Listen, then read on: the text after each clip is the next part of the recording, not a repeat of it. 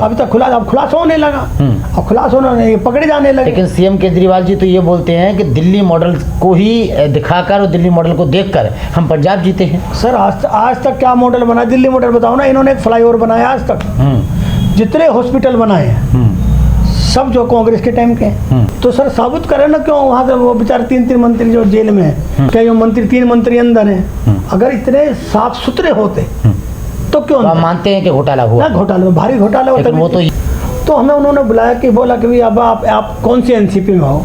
तो हमने बोला हम तो एनसीपी में जी पवार साहब के साथ हैं हम लोग। उसके बाद में कुछ समय का ऐसा फेर हुआ कि शर्मा जी और पवार साहब का कुछ आपस में विवाद हो गया पार्टी को लेकर। घड़ी का जिसका चुनाव चिन्ह था, तो हमें बड़े आदर सम्मान से कोई लोग कहते हैं भाई आप उनको जानते हो आनंद जी को? तो जहाँ जहाँ घड़ी का चिन्ह था वहाँ आनंद को जानते थे। हमें वहाँ से बड़ी लोकप्रियता मिली।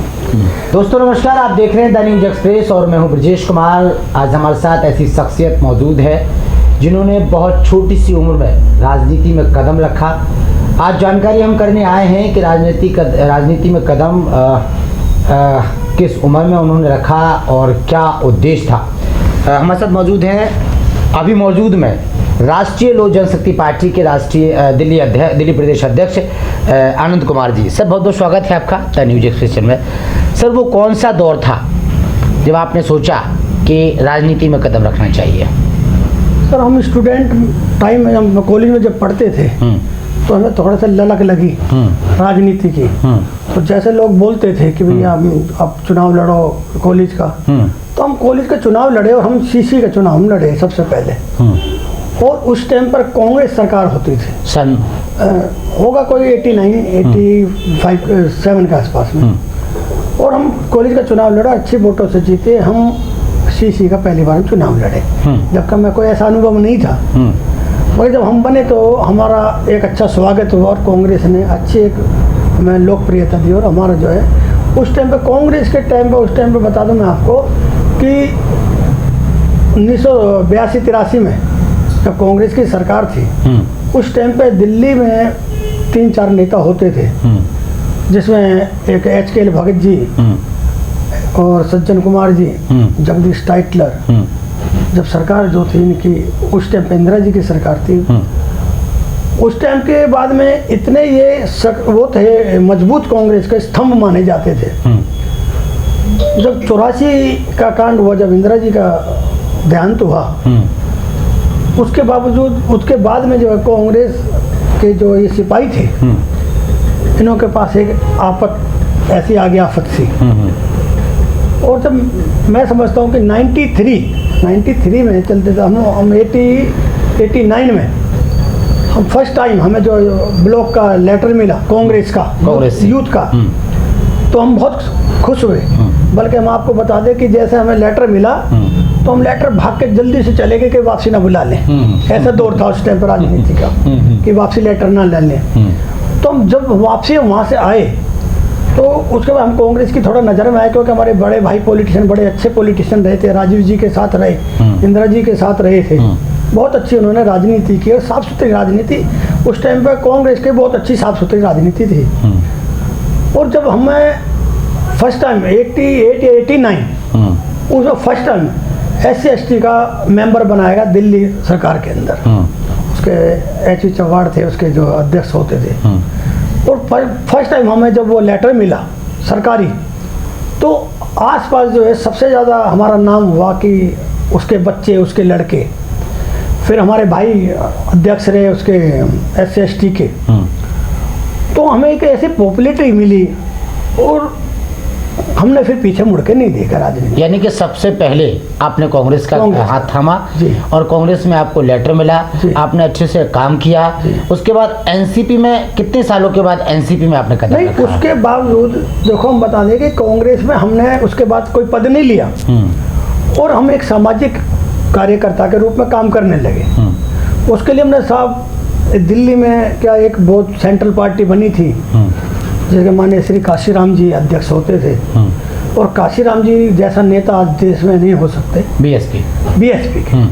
तो काशीराम जी के साथ हमें मौका मिला और हम काशीराम जी के साथ चल पड़े बिना किसी लेटर के, बिना उसके, एक समाज के नाते तो उनके साथ चले तो उनकी मुहिम एक इतनी तेज हुई कि वो अपने यमुना पार से चुनाव लड़े, नीला झंडा जो बाया था हाथी का, और किसी दुर्भाग्य के कारण वो हार गए, मगर उन्होंने ये मुहिम नहीं छोड़ी।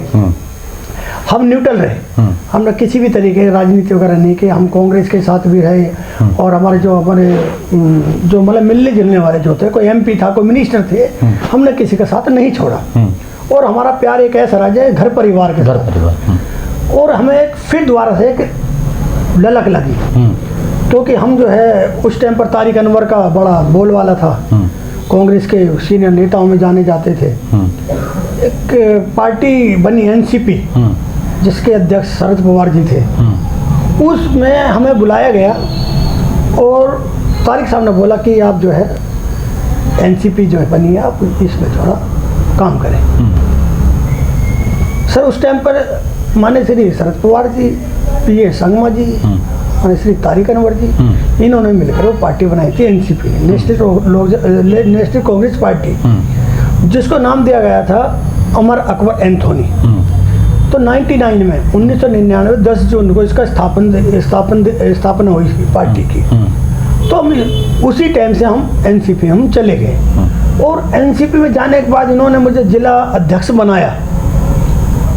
उस टाइम पे जो है प्रदेश अध्यक्ष थे शायद मेरे ख्याल से सुखबीर पवार शाहपुर चटके थे। तो हमें फर्स्ट टाइम वो उनको बनाया, तो हम जब अध्यक्ष बने जिले के, तो लोगों में बड़े खुशी पैदा हुई कि भाई आदमी के काम करने वाले, सोशल काम करने वाले, लोगों को मदद करने वाले, क्योंकि हमने लोगों की बहुत मदद की। और दिल्ली से लेकर गाजियाबाद में आप यहाँ पर कई जगह भी सुनोगे, लोगों को स्थान बहुत दिए ज़मीनों के लेने के, जैसे 25-25 गज के प्लॉट दिला दिए, 25 पल्ले हमने इकट्ठी करके ज़मीन काट दी, और लोगों के गरीब आदमियों के आशियाना दे दिया, कि जैसे लोनी में दिया, डेंटल कॉलेज के सामने गाजियाबाद में दिया। तो हमें एक ऐसा लगा कि हम इसमें पार्टी में रहकर हम अपने लोगों की बहुत मदद कर सकते हैं। तो 99 में जब पार्टी बनी 10 जून 1999 को हम NCP में चले गए, और NCP में एक हमें इतना मौका मिला कि हम जो है ऑल इंडिया में, हिंदुस्तान के अंदर हमने एक अच्छा नाम कमाया, जो कि हमें जो है, अगर हमें NCP के नाम जहाँ भी झंडा दिखता था, घड़ी का जिसका चुनाव चिन्ह था, तो हमें बड़े आदर सम्मान से कोई लोग कहते हैं भाई आप उनको जानते हो आनंद जी को, तो जहाँ जहाँ घड़ी का चिन्ह था वहाँ आनंद को जानते थे। हमें वहाँ से बड़ी लोकप्रियता मिली। उसके बाद में कुछ समय का ऐसा फेर हुआ कि शर्मा जी और पवार साहब का कुछ आपस में विवाद हो गया पार्टी को लेकर, क्योंकि ये तुरा से लड़ते हैं चुनाव, नोट से वहाँ पर CM मुख्यमंत्री रहे थे, शर्मा जी स्पीकर रहे। इस विषय इनको विवाद हो गया, और इसमें दो पार्टी का विभाजन हो गया, NCP संगमा, NCP शरद पवार। क्योंकि हम कभी कंट्रोवर्सी में रहे, हमें लोगों ने प्यार किया, तो संगमा जी हमें बच्चे की तरह मानते थे, और हम उनके पास बैठे रहते थे, बड़ा प्यार करते थे, खाना पीना ये हो। तो हमें उन्होंने बुलाया कि बोला कि भाई अब आप कौन सी NCP में हो? तो हमने बोला हम तो NCP में जी पवार साहब के साथ हैं हम लोग। मगर क्या उन्होंने बोला कि पवार साहब क्यों, हम तो आपको बेटा मानते, बच्चा मानते, आप हमारे साथ हो। मैंने नहीं कि हम जहाँ तारिक साहब है हम साथ। तो हमने तारिक साहब का दामन नहीं छोड़ा। कुछ मेरे ख्याल से कोई ये बात होगी 2017 या 18 की, 18 में किसी कोई ऐसा विवाद हुआ, फिर दोबारा से NCP में फिर थोड़ा फेरबदल हुआ कि माने श्री तारिक अनवर जी को NCP छोड़नी पड़ी। उन्होंने NCP छोड़ दी। जब NCP छोड़ दी तो इनका एक बहुत बड़ा जो ऑल इंडिया में जो इनका अपना वो कार्यकर्ता थे, वो बड़ी नाराजगी, बहुतों ने पार्टी भी छोड़ी, बहुतों ने तो इनका कारण ये था कि संगमा साहब का और प्रफुल्ल पटेल की आपस में थोड़ी सी कम बनती थी, तो वो विवाद रहते हुए ना छोड़ी पार्टी। जब ये पार्टी उन्होंने छोड़ी तो हम तारिक अनवर के जाते ही तो एक ऐसा फेरबदल फिर आया हमारे ऊपर, क्योंकि हम हमेशा जो है उसके शिकार रहे। हमारे फ्रेंडशिप में ऐसा हुआ कि हमें ऐसे देखा जाने जैसे दूसरी माँ के बच्चे। हमने भाई बोला भाई ये तो बड़े दुख की बात है। तो पवार साहब जो ग्रुप था वो तो अच्छा काम कर रहा था, जबकि काम हमारा तारिक अनवर वाला कर रहा था, मगर क्या हमें दूसरी तरीके से देखा जाता था। जब हम उधर को चले गए तो हमें उस पार्टी में थे जो तारिकन ग्रुप के थे सब निकाल दिए उन्होंने, किसी न किसी एलिगेशन लगा के निकाल दिए। एक दो आदमी बचे, अब लास्ट में हम बचे, जो कि मैं राष्ट्रीय चेयरमैन था SC/ST का, बिल्कुल, और हमारा एक हिंदुस्तान में एक अपना नाम रहा। तो हमें एक ऐसा माहौल बिगड़ा, कुछ ऐसा टाइम आया कि इन्होंने कार्यकारिणी की मीटिंग बुलाई, जैसे मैंने प्रफुल्ल पटेल जी, वो अपने प्रफुल्ल पटेल, शरद पवार जी, और हमारे जो एक मर गए DPT वो एक्सपायर हो गए, गोविंद, मतलब बहुत सारे उसमें 20-25 आदमी थे। और अचानक हमें जो है SC/ST पद से हटा दिया गया। हमने कारण पूछा तो पवार साहब से बोला तो उन्होंने कारण यही बताया, नहीं कोई बात नहीं, आपको राष्ट्रीय सचिव पार्टी में बनाएंगे और आप लोग काम करने वाले और हमने जो है 2019-17 में जो है हमारे क्षेत्र से हमने 6 जो है काउंसलर NCP से, बदरपुर, मेहरौली, संगमयार, वहाँ से हमने 6 काउंसलर एक अपने बलबूते पर जिताए और जिता के उनको हम NCP से लड़ाए और NCP में जिता के उनको पवार साहब के हवाले कर। जब उनको सम्मान या नहीं मिल पाया या सोचा उन्होंने कुछ और उनके मन की नहीं हुई तो उन्होंने भी NCP छोड़ दी। जब अभी ये पार्टी छोड़ दी तो पार्टी छोड़ने के बाद उन्होंने, पवार साहब ने कई बार बुलाया, सुप्रिया सुले जी ने कई बार बुलाया मुझे, और हमारे अजीत दादा के पवार साहब के पास घर पे वहाँ पे जाते थे, बड़ा आदर सम्मान था हमारा। हमें बुलाया और बुलाने के बाद में बोला कि भाई आप ऐसे परेशान मत हो, आप NCP में ही संभाल। मगर विधाता को कुछ और ही मंजूर था। अब पार्टी टूट गई और NCP फिर 2 बन गई, एक अजीत दादा पवार की बन गई, एक शरद पवार की बन गई।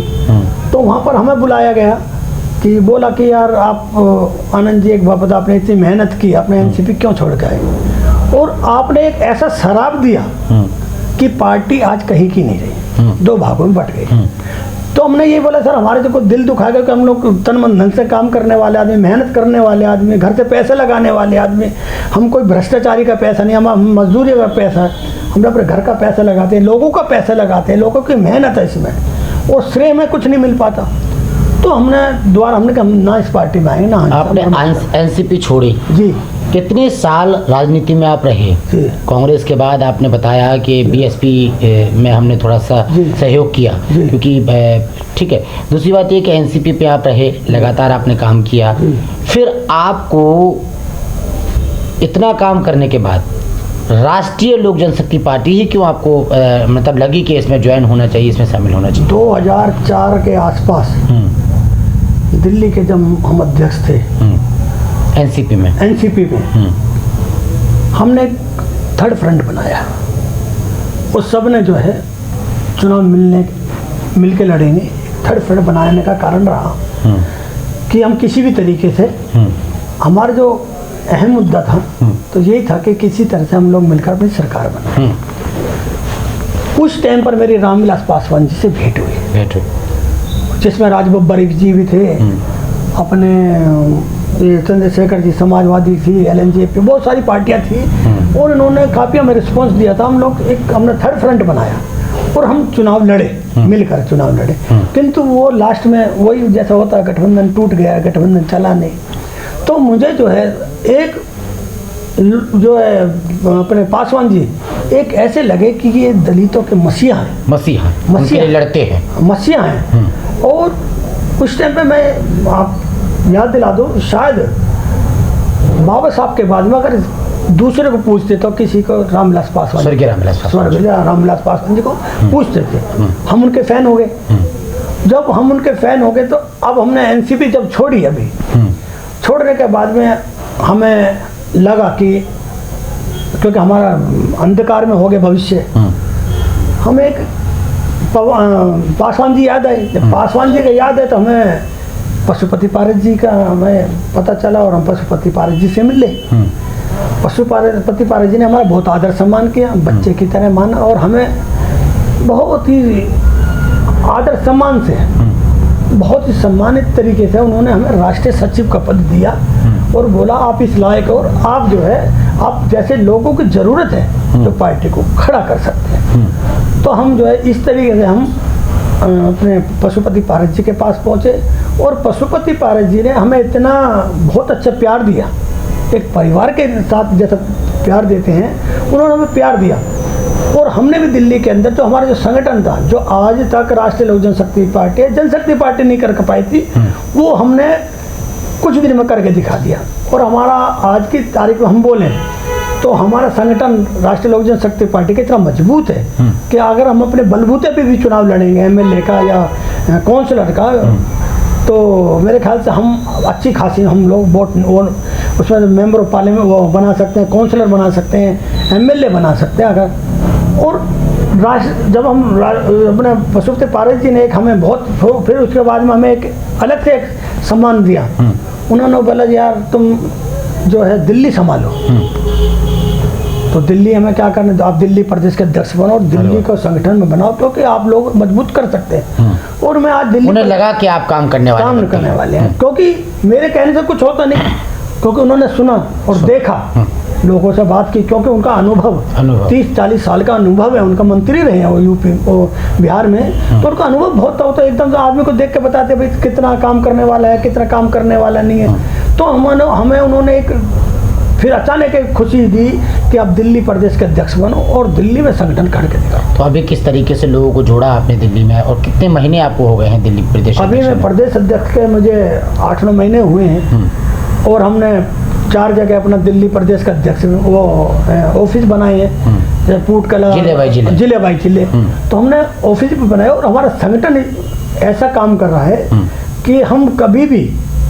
हम ये नहीं होने देंगे कि राष्ट्रीय लोक जनशक्ति पार्टी का नाम खराब हो या आदरणीय पशुपति पारस जी का नाम खराब हो। और एक ऐसा काम करके दिखाएंगे जो अभी तक राष्ट्रीय लोक जनशक्ति पार्टी ना किसी ने किया होगा ना कोई कर पाएगा।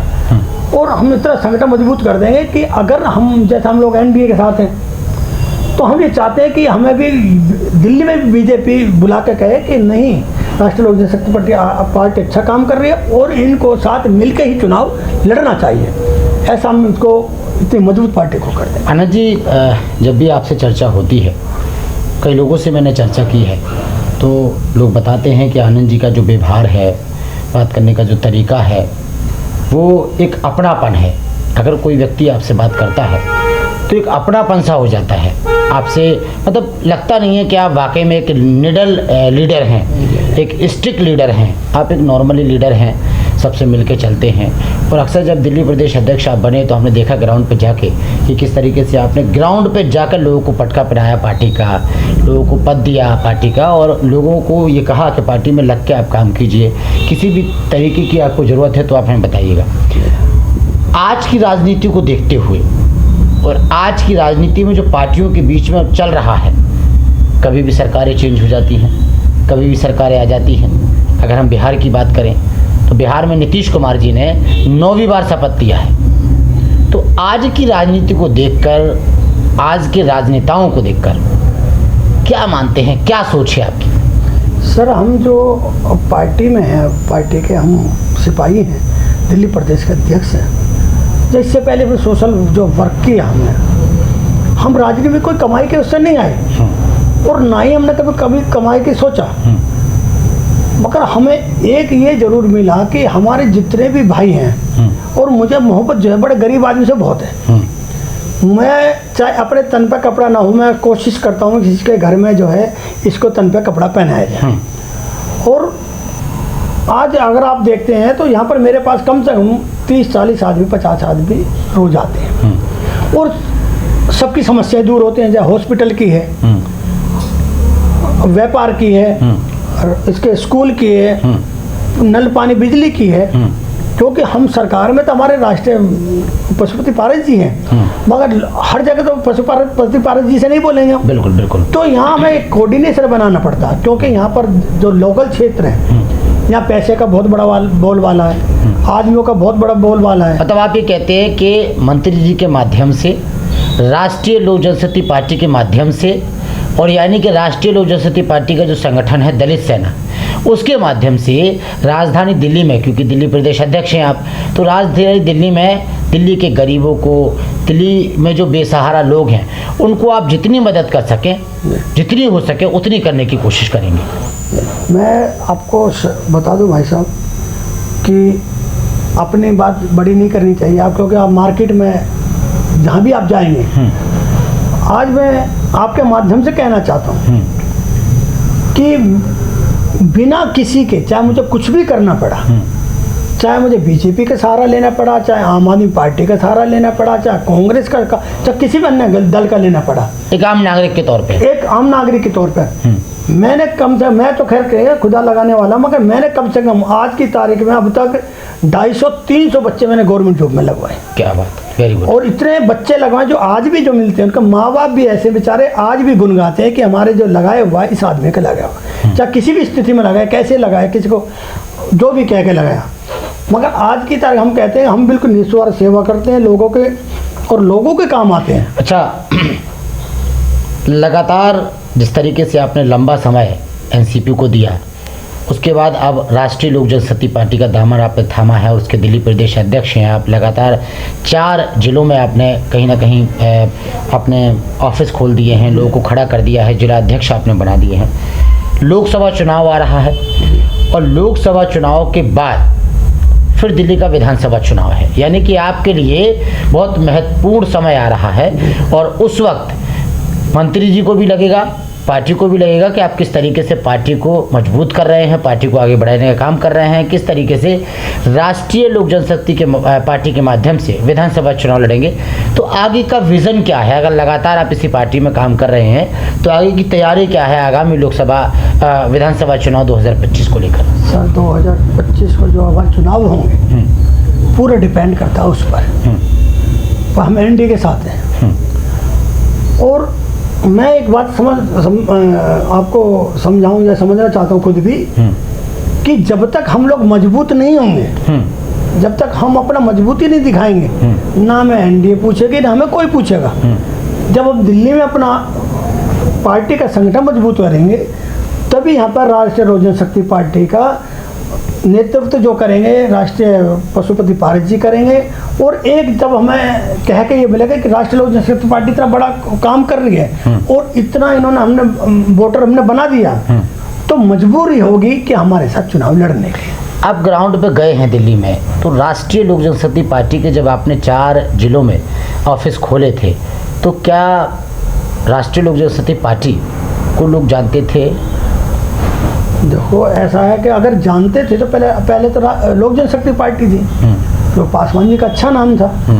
और पासवान जी के बाद में तो मेरे ख्याल से कुछ ऐसा राष्ट्रीय लोक जनशक्ति को पार्टी को कोई जानता नहीं था, बिहार को छोड़ के जैसा हमने एनसीपी को चलाया, जिस तरह संगठन को चलाया, जबकि एनसीपी को कोई नहीं जानता जब 99 में बनी, जबकि first time member of parliament लड़ाई, एक सीट पे यहाँ से भी लड़ाया हमने अपनी पे, जब 5 हमारे मेंबर ऑफ पार्लियामेंट की सीट पे लड़े, उसके बाद एक थोड़ा सा हल्का सा पता चला कि एनसीपी क्या है। तो हमने वहाँ से जब अपने जो नींव तैयार की, इसी तरह से हम यहाँ को नींव रख चुके हैं राष्ट्रीय लोक जनशक्ति पार्टी का। और इसको एक ऐसे मजबूत हम बिल्डिंग बना देंगे, इस तरीके का एक इतना मजबूत कर देंगे आने वाली 2025 में, यानी कि इतना मजबूत आप राष्ट्रीय लोक जनशक्ति पार्टी को करना चाहते हैं कि राष्ट्रीय लोक जनशक्ति पार्टी के अपने खुद के विधायक दिल्ली में विधायक होंगे और अपने बलबूते पे होंगे, अपने बलबूते पे होंगे। अगर हमें जैसे अभी एनडीए में ना हुए या कुछ ना हो, अगर हमें आदेश मिलेगा, अध्यक्ष जी का आदेश मिलेगा, डिपेंड करता है। देखिए मैं बात करना नहीं चाहता हूँ, लेकिन जिस तरीके से आपकी विचारधारा है और जिस तरीके की आपकी सोच है, आप लगातार काम करते हैं, तो कई लोग ऐसे नेगेटिव मिलते होंगे जो आपके बीच में रोड़ा बनते होंगे, तो क्या उनके लिए कोई संदेश या कुछ?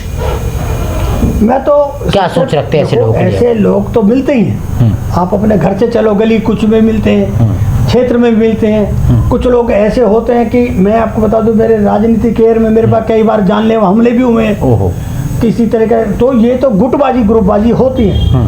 ये तो हमारे जो पार्टी के राष्ट्रीय अध्यक्ष हैं या पार्टी के जिस पे आपने वो कमान सौंपी है, उनको देखना कि हमें करना क्या है। क्योंकि अब जैसे हम लोग संगठन चला रहे हैं, अब एकदम से संगठन को स्टॉप कर दिया जाए तो उसमें तो हमें दिक्कत होगी। क्योंकि चलते चलते क्या होता, कई जगह क्या होता, चलते चलते पार्टियाँ चलती हैं, नींव कोई रखता है, मजबूती बिल्डिंग गौरव होती है, मगर क्या कि जो नींव के जो पत्थर है वो किसी को नहीं देखते। बिल्डिंग मतलब आपका ये कहना है कि अगर हमारा संगठन मजबूत होगा, संगठन में जो लोग हैं वो मजबूत होंगे और हमारे साथ एकजुट होंगे, तभी हम संगठन को आगे बढ़ा सकते हैं। बहुत आगे बढ़ाएंगे, बहुत मजबूत बढ़ाएंगे और राष्ट्रीय लोक जनशक्ति पार्टी का हम बहुत इस पे जो बड़े अच्छे स्तर पे ले जाके और जहाँ से विधायक और कौंसिलर जिता के देंगे, ये मेरा वायदा। ये आपका विजन है? विजन है, वायदा है मेरा, क्योंकि हम लोग इस तरह का मुहिम पे काम कर रहे हैं, हम बिल्कुल ग्रास रूट से काम कर रहे हैं, लोगों से जुड़ कर काम कर रहे हैं। क्योंकि मेरे क्षेत्र में चाहे मुझे 100 आदमी की मीटिंग जाना पड़े, चाहे 50 आदमी में डेली मीटिंगों में लोगों को भी जा रहा हूँ, लोगों से डोर टू डोर मिल रहा हूँ। हम लोग ब्लॉक अध्यक्ष, विधानसभा के और अपने जिले के पूरे स्तर पर हम काम कर रहे हैं। वहाँ से हम हर गली से कोशिश कर रहे हैं कि एक आदमी एक गली से निकले। अच्छा, दिल्ली में आप रहते हैं, आपने सपना देखा है, आपका विज़न है राष्ट्रीय लोक जनशक्ति पार्टी के माध्यम से, और मंत्री जी के आह्वान पर जिस तरीके से आप आगामी 2025 में दिल्ली में काम करेंगे, तो कहीं आपको लगता है कि जिस तरीके से मौजूदा जो आम आदमी पार्टी है वो एमसीडी में भी है और राज्य में भी है, तो कहीं ना कहीं आपको लगता है कि कुछ कमियां रह गई हैं जो आम आदमी पार्टी ने नहीं कर पाई हैं, या वाकई में दिल्ली मॉडल है या नहीं है दिल्ली मॉडल? ग्राउंड पे क्या है? ग्राउंड पे अगर हम देखा जाए तो देखो अपने अपने तरीके हैं। अब जैसे कांग्रेस के अपने तरीके थे, शीला जी थी, उनके अपने तरीके काम करने के थे, केजरीवाल के काम करने के तरीके, हमारे उसी तरीके अलग तरीके होंगे। नहीं, कैसे तरीके? हमारे तरीके जैसे लोगों को अभी जो केजरीवाल सरकार चल रही है, जैसे फ्री का राशन है, फ्री की बिजली है, फ्री का वो है, लोगों को ठीक है, सब कुछ मिल रहा है, मगर मतलब आप मानते सही है ये? वो मान ठीक है, मगर आ तो केंद्र से रहा है, मगर जिन लोगों को मिल रहा है उनको तो मिल ही नहीं रहा। सब लोग कागज में ज़्यादा भरे जा रहे हैं। मतलब आप ये मानते हैं कि बसों में फ्री दे देना, पानी फ्री दे देना, निकम्मापन फैलाना, ये निकम्मापन फैलाया जा रहा है। थोड़ा लोग जो है आलसी हो रहे हैं। जब आपको राशन फ्री मिल रहा है, बिजली फ्री मिल रही है, बस फ्री मिल रही है, क्यों जाओगे कमाने के लिए? तो राष्ट्रीय लोक जनशक्ति पार्टी आने वाले समय में क्या, उसका क्या इसका विरोध करेंगे हम लोग। विरोध करेंगे, फिर मुद्दे क्या रहेंगे राष्ट्रीय लोक जनशक्ति पार्टी? मुद्दे वही रहेंगे, एजुकेशन के मुद्दे हैं। आप देखो एजुकेशन आम आदमी पार्टी दे रही है, आज एजुकेशन पार्टी दे रही है, मगर हम इसको अच्छी व्यवस्था बनाएंगे और अच्छी बनाने की कोशिश करेंगे। और जैसे अभी आप केजरीवाल जी कई बार आपको पता है कि अभी ये शराब घोटाले में फंसे, कई मंत्री, 3 मंत्री अंदर हैं। अगर इतने साफ सुथरे होते तो क्यों? आप मानते हैं कि घोटाला हुआ? घोटाले में भारी घोटाला होता। लेकिन वो तो ये कह रहे हैं कि आगामी लोकसभा चुनाव से भाजपा डर गई है, प्रधानमंत्री नरेंद्र मोदी जी मुझसे डर रहे हैं, जिसकी वजह से मेरी पार्टी को और हमारे नेताओं पर झूठा आरोप लगाया जा रहा है। एजेंसियां उनने अपने हाथों में कर रखी हैं, वो एजेंसियां हमारे पास आ रही हैं। तो सर साबित करें ना, क्यों वहाँ से वो बेचारे 3 मंत्री जो जेल में हैं, भाई अगर आप सच्चे हो तो आप साबित करो, उनको निकालो जेल से। जेल से क्यों नहीं निकाल रहे? अगर मैं कहता हूँ, अगर आप छोटे से भी केस बंद हो जाते तो आदमी एक FIR हो, कोई भी चीज़ हो, आदमी जमानत तो होती है ना, तो इन आदमी की जमानत नहीं हो पाई, क्योंकि इनके पास ठोस सबूत है केंद्र सरकार के पास। अब दिल्ली के मुख्यमंत्री अरविंद केजरीवाल के ऊपर भी चौथा समन जारी हो गया है, और उन्होंने चौथे समन में भी ये जवाब दिया है कि ED मेरे घर पे या किसी भी तरीके से कोई चीज़ अगर बरामद करता है, जैसे सोना है या पैसा है, जिस तरीके का भी, तो मुझे बता दे, मैं खुद आ जाऊंगा। लेकिन ED बताना नहीं चाहती है। सर अब ये आपने देखा, जो हमारे केजरीवाल जी हैं, केजरीवाल जी ने अपना जो सेटअप है पूरा दाएं बाएं लगाया हुआ है। जब इनके 3 मंत्री इनके अंदर हो गए तो केजरीवाल जी ने अपने पास कुछ नहीं रखा। अच्छा, अगर पूरी तरह से ED दे या हमारी CBI जो छापे मारेगी तो आसपास जो मारेंगे वहाँ से मिलेगा माल। और केजरीवाल जी बड़े शातिर हैं, क्योंकि उसमें रहे तो अपने सेल टेक डिपार्टमेंट में या कैसे में भी रहे हैं, तो वो बड़े खेले खाए। अब जैसे कोई भी काम हो, जैसे काला धन आदमी अपने पास नहीं रखता, वहाँ छुपाता, उसके नाम कर देता। दिल्ली की जनता हमारी पार्टी को इतना मानती क्यों है? तीसरी बार क्यों जिताया है? अब तो इसका खुलासा होने लगा भाई साहब। मतलब अभी तक खुलासा नहीं हुआ? अभी तक खुलासा होने लगा, और खुलासा होने पकड़े जाने लगे। लेकिन CM केजरीवाल जी तो ये बोलते हैं कि दिल्ली मॉडल को ही दिखाकर और दिल्ली मॉडल को देखकर हम पंजाब जीते हैं। सर आज तक क्या मॉडल बना? दिल्ली मॉडल बताओ ना। इन्होंने एक फ्लाईओवर बनाया आज तक, जितने हॉस्पिटल बनाए हैं सब जो कांग्रेस के टाइम के हैं। बताओ नया कौन सा हॉस्पिटल बनाया इन्होंने? बहुत बड़ा कोई बनाया इन्होंने उसी को रिपेयर कर रहे हैं, उसी में वो कर रहे हैं। अब आप ये देखो, एक एक कमरे का जो 10 बाई 10 का 10 बाई 15 का कमरा, उसको 12-12, 15-15 लाख में दिखा रहे हो बनाया होगा। जब भी आपने घर भी बनाया होगा, आप भी देख, जबकि 100 गज का अगर प्लॉट भी बनाओ तो हमारे 20 लाख रुपये से सारे खर्च होता है। ये एक एक कमरा बना के दे रहे हैं। तो कहीं ना कहीं क्या, कहीं अगर छोटी छोटी चीज़ देखे जाओ तो केजरीवाल जी का बहुत भ्रष्ट आदमी है, और निकलेगा इनका बहुत कुछ निकलेगा इनके पास। तो आने वाले 2025 में फिर इनकी बारी आएगी? 25 दिन की बारी नहीं, उससे पहले तो ये नप जाएंगे सब। उससे पहले तो केजरीवाल जी को लपेट लेंगे और इनके जो चिट्ठा सब खोल के दे देंगे इनका। आपको केजरीवाल जी बताएंगे फिर कहाँ से सच्चाई कहाँ से झूठ है। चलिए बहुत मतलब अब मजबूती करनी है आपको राष्ट्रीय लोक जनशक्ति पार्टी की, और 2025 में चुनाव लड़ना है। अब चुनाव लड़ेंगे दिल्ली का, तो बहुत मजबूती मंत्री जी के आह्वान पर बहुत मजबूती से चुनाव लड़ेंगे। और जब तक आप दिल्ली में मजबूत कर देंगे राष्ट्रीय लोक जनशक्ति पार्टी, बिना राष्ट्रीय लोक जनशक्ति पार्टी के दिल्ली के अंदर मैं आपको दावा कर सकता हूँ कि बिना राष्ट्रीय लोक जनशक्ति पार्टी के दिल्ली में जो है हम ऐसे खड़ी कर देंगे, एक सरकार नहीं बन सकती बिना राष्ट्रीय लोक जनशक्ति पार्टी। कितनी मजबूत हम कर देंगे। चलिए बहुत शुक्रिया आपका। तो हमारे साथ जुड़े हुए थे राष्ट्रीय लोक जनशक्ति पार्टी के मौजूदा दिल्ली प्रदेश अध्यक्ष, और एनसीपी में कई पदों पर रहे, और उसमें भी दिल्ली प्रदेश अध्यक्ष के पद पर रहे, और कहीं ना कहीं दिल्ली में एनसीपी के माध्यम से या एनसीपी पार्टी के 7 निगम पार्षद भी जिता चुके हैं, और लगातार दिग्गज नेता रहे हैं। जिस तरीके से आपने सुना कि पहले कांग्रेस में उनको लेटर मिला था, और यूथ के अध्यक्ष रहे ना, यूथ के सचिव बने सबसे पहले, और उसमें भी लक्कर काम किया, और उसके बाद उन्होंने काशीराम जी के साथ काम किया, और कहीं ना कहीं काशीराम जी को भी ये प्रेरणा स्रोत मानते हैं, क्योंकि उन्होंने कहा कि काशीराम जी की जो सोच थी, उसके बाद धीरे धीरे बीच में एक छोटा सा दल बना, तमाम पार्टियों को जोड़कर, उसमें स्वर्गीय रामविलास पासवान जी रहे, और रामविलास पासवान जी की भी इनको प्रेरणा मिली, और कहीं ना कहीं अभी इन्होंने बताया कि डॉक्टर भीमराव अंबेडकर जी के बाद मुझे अगर कोई दिखा, दलितों का नेता अगर दिखा, तो वो स्वर्गीय रामविलास पासवान दिखे जी।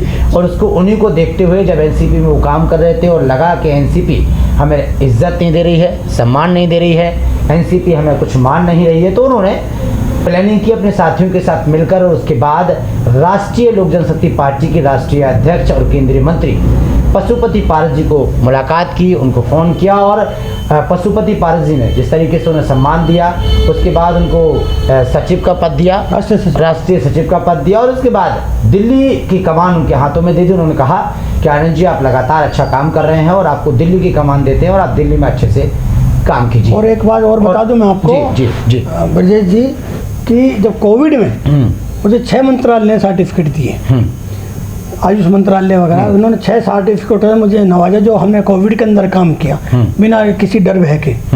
और मैं कई सेंटर की कमेटी में मेंबर रहा, खादी उद्योग का डायरेक्टर भी रहा, और हमने बहुत यूपी के अंदर वैसा काम किया, जो भी काम किया बिना किसी निस्वार्थ के बिना काम किया, और सबको हमने सोचा कि इनको किसी भी तरह का आगे बढ़ा जाए। अगर हम लोग जैसे यूपी में भी जाते हैं तो वहाँ मैं अभी मलियाबाग गया था, तो मेरा कुछ एक प्रोग्राम था, कम से कम 10-12 हज़ार आदमी कोई वहाँ भीड़ थी लोगों की मिलने की, क्योंकि हम लोग काम करने वाले थे, हम लोगों को भला किया।